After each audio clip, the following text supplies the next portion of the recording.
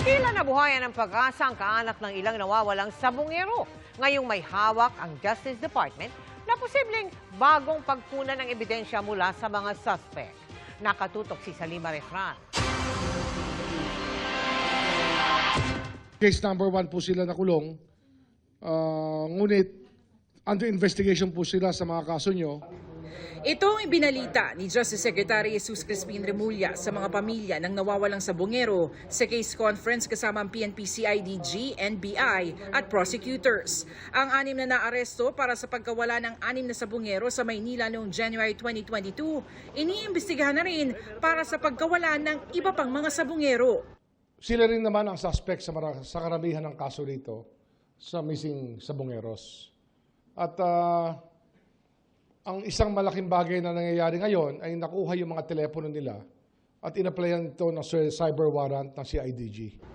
Pag-asa ang dala nito sa ibang mga pamilya, lalo na sa pamilya ni Michael Bautista na nadismiss ang kaso at binalik sa CIDG para dagdagan ng ebidensya. Si Bautista ang nakuna ng video na nakaposas at bitbit ng 2 lalaki. Ang isa raw dito sa video, si Julie Patidongan, na kasama sa naaresto noong 1 linggo. Kung sino man po yung nahuli ngayon, sila rin po yung talagang may kagagawa ng lahat na nawawala sa Santa Cruz. Kasi hindi naman po coincidence yun eh.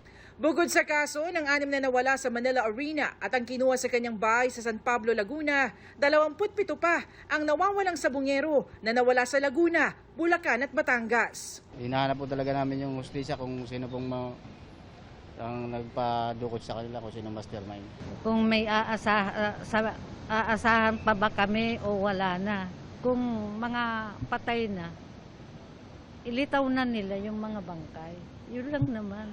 Samantala, matapos magpasok ng not guilty plea kahapon sa mga kasong kidnapping at serious illegal detention, naghain naman ng petition for bail ang 6 na akusado. Para sa GMA Integrated News, Salima Refran, nakatutok 24 oras. Mga kapuso, kasama nyo kami 24 oras. Mag-subscribe sa GMA Integrated News sa YouTube. Sa mga kapuso abroad, bisitahin ang GMA Pinoy TV at www.gmanews.tv.